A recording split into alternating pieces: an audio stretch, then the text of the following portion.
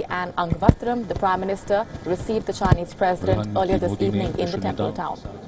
निजी संबंध विकसित किए हैं, जिसके कारण आज भारत विश्व मंच पर जब भी कुछ कहता है, दुनिया ध्यान से सुनती है।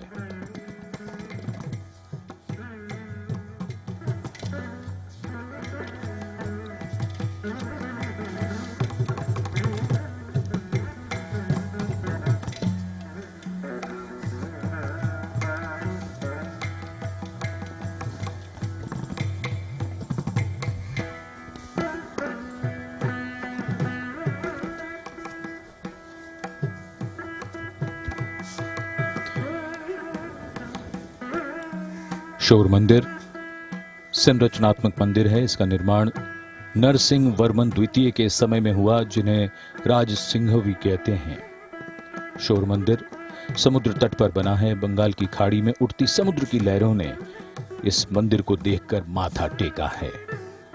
लहरों का संगीत और कभी कभी लहरों के गिरने की गूंज भी यहां साफ सुनाई देती है।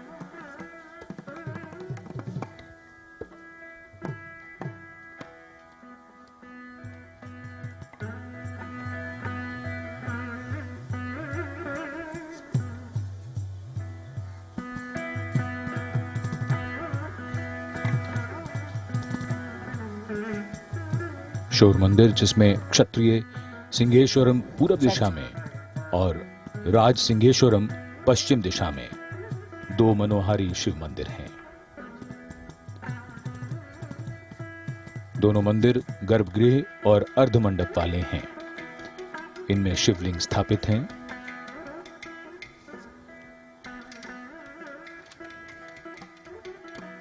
इन दोनों मंदिरों के बीच एक छोटा सा मंदिर है, जिसमें एक छोटा सा द्वार मंडप है। इसमें लेटे हुए विष्णु की मूर्ति है।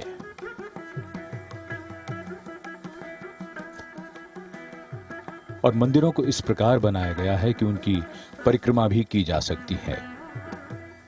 ये बाहरी अहाता, जहां ऊपर की ओर नंदी विराजमान है।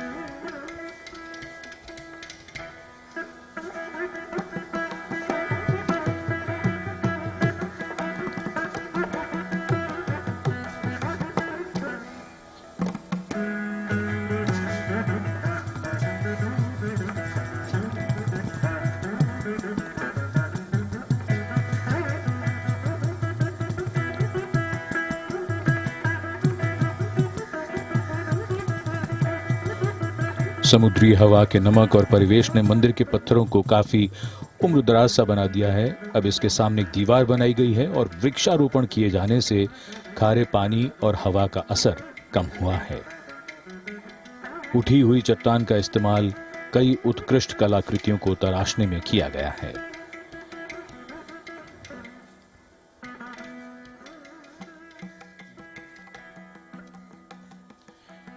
ये पूरा मंदिर परिसर भारत चीन रिश्तों की नई रोशनी से नहाया हुआ।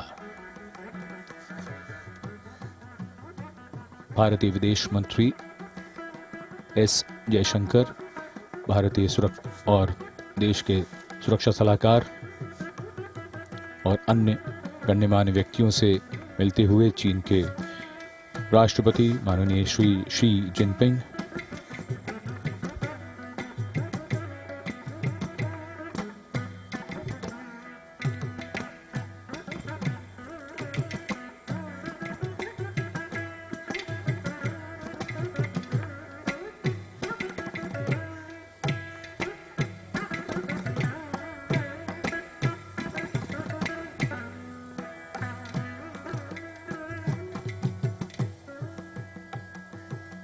प्रतिनिधि मंडलों से मुलाकात,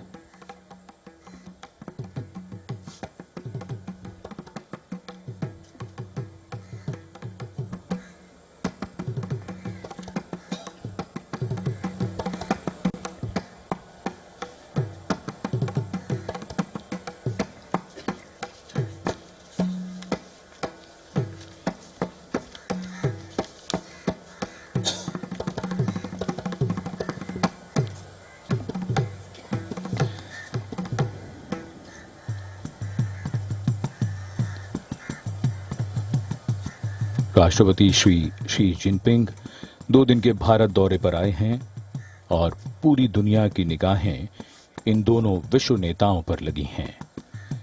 और अब सांस्कृतिक समारोह प्रारंभ होगा।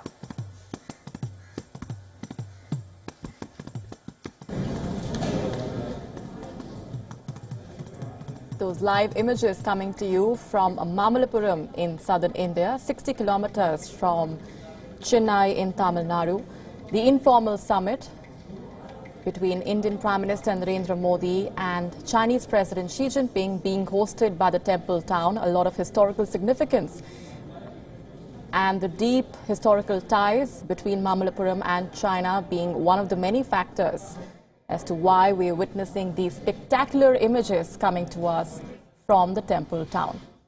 Professor Swaran Singh, an expert on Sino-Indian affairs, is with us right here in the studios. Also joining us in a short bit will be Atul Aneja, the China correspondent for The Hindu. Coming to you first, Professor, as expected, this visit is a lot more about the optics. And I want to ask you for your assessment of those images that we have been witnessing on our screens, the personal chemistry between the two leaders, as Mamallapuram has also the deep historical ties that we have been talking about with China.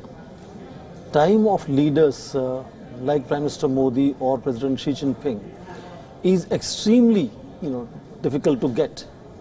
And then you are able to fix both space and time in such a perfect manner. The time of the year, the time of the day, the venue, the walk. It's near perfection that you notice.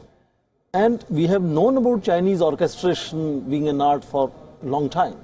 But now we are noticing Prime Minister Modi's events also being likewise near perfect in terms of orchestrating the mood, the timing, the content. And therefore, I think that is a new genre of this informal diplomacy or informal summit meetings, that other than the fact that they are so-called informal and therefore no structured dialogue, no outcomes expected, no pressure of expectations, but the stage that is one step beyond before is to set the mood, set the stage. And in that, the whole focus on culture, civilization, history, and both of these leaders are deeply grounded in literature and history, is to set the mood for tomorrow. And the way Prime Minister Modi has been organizing, whether it is use of social media or use of diaspora in his foreign travels, the whole new genre of Indian diplomacy, which is where his personality capital is being deployed very clearly. His sense of dressing is part of it, his body language is part of it, and of course his whole comfortable conversational style of dialogue. And the way he can narrate things and engage his audience. 70 plus foreign visits now, and he's learned that art of engaging great international leaders of a whole range. So after Howdy Modi, holding hands in Houston, now hosting President Xi Jinping in Mamallapuram, that range of capacity to engage multiple leaders in multiple situations is completely on display from Indian side. And this showcasing of India's diversity, the whole mood is such of celebration that the comfort level between two leaders is not just achieved, but is also projected for the rest of the world to see. And this is first time. We were remembering before Chow En-lai and Nehru's conversations. I think this is again a replication of something like similar, though nations like China and India are very influential now. And what these leaders look like doing together has a global influence. Rajiv Gandhi's visit in 1988, Deng Xiaoping had said, when India and China talk together, the whole world listens. I think it is all the more true today. And this beginning and projection of optics is a very critical and integral part of the scheme of things. Right. And that is both addressing domestic constituencies, addressing each other's nations, and addressing the rest of the world as to how these two leaders can come together, especially after Howdy Modi, yes, which should have upset the Chinese in many ways because they are having a trade war with the United States for a long time. And perhaps did. And the whole walk with holding hands. Yes. But now you see same level of comfort with President Xi Jinping. Yes. And that, I think, is a whole new genre of how you want to conduct your diplomacy at international level, reflecting that you are now rising power and you look at yourself differently. And likewise, the world looks at you very differently how the world looked at you before. Absolutely. Also joining us on the broadcast is Atul Aneja, the China correspondent for The Hindu. Atul, good to have you with us once again. For Beijing, what is the larger message that comes in through these images that we are seeing coming in on our screens from Mamallapuram and the bonhomie between the two leaders that's on display once again? Well, China, President Xi is seen as strong, and as do two other leaders. One is Vladimir Putin from Russia and Prime Minister Modi from India. So I think from the Chinese perspective, this show of bonhomie is conveying the message that a new world is arising, a new multipolar order is arising, where countries like China and India are going to play the integral part. In fact, it shows that we are at the cusp of a new world order, with personalities like Xi Jinping, Narendra Modi, and Vladimir Putin, and perhaps Donald Trump, if he wins the 2020 elections, are the ones who are going to shape the new world order, but especially these three on the Eurasian continent. I would agree by saying that technology has also changed the methodology of messaging, and the visuals and visual social media have become exceptionally important. Right, we're on the cusp of a new world order. Very interestingly put. I'll just come back to Atul Aneja. We'll also try and reconnect that line with you. Professor Singh, as Mr. Aneja is also mentioning, and the informal diplomacy aspect that we were just discussing as well, it's very interesting to see those images first, like you just mentioned, recently coming in from the Howdy Modi event. And now what we're witnessing in Mamallapuram, that's a common thread that runs through the various engagements that we've seen the Indian Prime Minister have, not just during this term, but during the previous one as well. And this Mamallapuram informal summit, taking forward the Wuhan spirit, is a very significant aspect. I think so, because already for about 15 years, world diplomacy had moved towards summit diplomacy, that leaders would meet repeatedly, talk out issues, and let the rest of the other leaders and officials follow up the decisions that they make. Then we saw in last 5-6 years too much focus on multilateral summits at top level, focusing on global issues. For example, climate change brought that to the front, that leaders had to brainstorm and push each other. The Paris summit, for example, India had a great role to play in cutting that deal. Otherwise, India was a problem at some stage. But we decided we are no longer going to wait for, first world to give us money and technology. We'll start doing things on our own. And that's how the deal happened. And now I think this is a next step. As an academic, I look at it as a next step then to make those summit meetings into informal summit meetings, which is, I think, one way of dealing with really complex issues in a much more relaxed manner. And Wuhan is a great example. For example, the whole idea of Wuhan spirit has, repeatedly everyone says that has reset China-India relations, especially in the backdrop of Doklam crisis. Yes. And several things that happened in Wuhan were not known next morning. They were known several months and weeks much later as to what they had decided. Couple of important things, for example, the fact that they had decided at that time that two leaders themselves will give what they call strategic direction to armed forces to ensure peace on the border. Right. Saw peace on the border for full year until last month now. Post 370, of course, we saw north of Pangong Lake, something happened. Right. But so, exactly, the circumstances during the Wuhan summit and the circumstances leading up to the Mamallapuram summit, that comparison, do you think, is a strong contrast, or do you think there are some striking similarities between the two? Because, many have spoken about how, like you just said, the Wuhan summit, the main emphasis was on resetting of ties between the two sides. What do you think will be the key takeaway, perhaps, that the two sides will be hoping to take from the Mamallapuram talks? I think there are several issues on the table. Right. And the increasing focus is now on addressing regional and global issues. So, of course, there are some similarity in Wuhan. There was a Doklam crisis, but that was about 6 months before the summit took place. Now we have 370 in Kashmir and Pakistan rattling up and getting disturbed and going around the world, even going to Beijing for third time in 1 year. But that's not an issue which is going to stop. That's not an elephant in the room, as we say. Yes. Because the focus is now no longer just on their bilateral relationship, but on their bilateral responsibilities at regional and global level. Yes. So, for instance, they'll be seriously talking about regional comprehensive economic partnership, which is going to be announced next month, for example, at ASEAN Summit, that they have finally clinched it, 16 countries together, the largest free trade area in the world. And they want to sign it next year. Yeah. India has several concerns on it. Prime Minister has recently articulated India's policy towards RCEP. Now, China and India can really blend their strategies as to how they want to accommodate each other's concerns and take a joint stand. And these are two largest economies. Yes. And minus India or minus China, RCEP doesn't make much sense. So their focus, I'm saying, is going to be, of course, on bilateral, like trade deficit, but also increasingly towards bigger issues of region and globe. International Solar Alliance that India is leading, China is the best and providing cheap technologies for photovoltaic cells. How we can cooperate? Yes. India is world known for pharmaceuticals, cheap critical medicine. Yes. But all those medicines are produced by things that we buy from China. Yeah.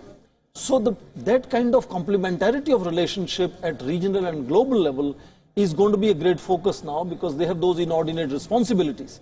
And once the focus shifts from historical bilateral to regional and global, we notice that their vision is same, their challenges are same, their strategies are same, and blending them together is much easier. In fact, that has a spin-off, which is positive for bilateral relations. But taking a cue from what you're just saying, the challenges, the sticking points, do you think that the two will hope to perhaps not just strengthen the base that's already been laid through the Wuhan dialogue, but also then touch upon the many aspects which are regarded as those sticking points? See, there are going to be always several sticking points between these two large societies, rapidly rising big nations.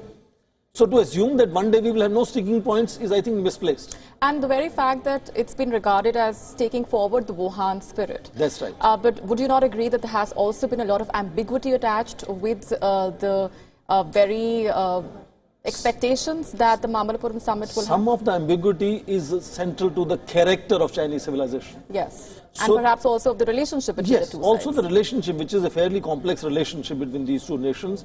So some of the ambiguities will continue. For example, the whole swinging from one to another side on Kashmir issue. Because Pakistani Prime Minister was there, they had to showcase some kind of a, bonhomie towards that nation which is in crisis. I mean, look at their whole campaign is dying down around the world, and Prime Minister of Pakistan says, I'm disappointed with the international community. That puts a certain pressure on Chinese leadership to handhold a little bit. Right. So, but that language is going to change when he comes to India, because he understands the importance of India is very different. Is it a balancing act? Would you agree that all nations China has once again carried out? It's not surprising at all. Two things. One, every nation will have to be pursuing their own national interest. India will be pushing our ideas on the table driven by our national interest. Chinese will be pushing their ideas driven by their national interest and their perceptions of the world. Likewise, Pakistan. So what is happening here is either we are hedging or we are balancing. For instance, India is balancing between United States and China. In fact, Indian Prime Minister is one of perhaps the only leader with which Donald Trump hasn't had kind of big problems. With all other world leaders, President Donald Trump has difficulties in dealing with each other. But the showcasing of Howdy-Modi friendship of Donald Trump and Modi was very different from what he does with other international leaders. Yes. So far, we have been able to balance between China and United States. But of course, the fear is that if the contestations and the trade war between United States and China continues for a long period of time, then the space for balancing and space for neutrality is shrinking for us. So you saw India inching towards United States recently with the foreign ministers meeting at Quad with other foreign ministers of Australia, Japan and United States. Chinese immediately saw that as a signal of India taking one step forward towards United States. And they are conscious of it, and that worries them. If India and United States come together, then that has a very different impact, and you will see India being engaged in a very different fashion. All three are largest important nations which will give certain direction to future in terms of economic decision making, in terms of transformation of societies, and their equations have to be constantly balanced. Of course, they will have to face several irritants, several ambiguities, several confusions, even anger at some stage, but this body language is which is going to take care of that, to make sure that we focus on the positive and show diversity, culture, civilization, to make sure that we are not looking at myopic immediate issues which sometimes produce irritants. Right. But we are having a long drawn picture of where we want to take our countries in, let's say, next 1,000 years. Right. And that changes the picture, and that changes the responsibility how these two leaders see themselves located in the millennium. They're not locating themselves in last 5 years or next 5 years. Right. And that changes the perception and worldview of all the leaders. And hopefully the perceptions that we've been talking about time and again, those have been some of the issues that have been on the table and will remain on the horizon as we take a closer look at the way the relationship has panned out between the two sides. Those images coming to you live from Mamallapuram, which is hosting the informal summit between Indian Prime Minister Narendra Modi and Chinese President Xi Jinping. Republic of China and the Honorable Prime Minister. Bonhomie on full India, display between the two leaders with this a cultural handshake, after which by the Indian Prime Minister had also taken the Chinese President on a guided tour across the UNESCO World Heritage Sites there. A lot of significance as to why Mamallapuram was chosen as the venue for that informal summit as well, given its deep historical connect with China.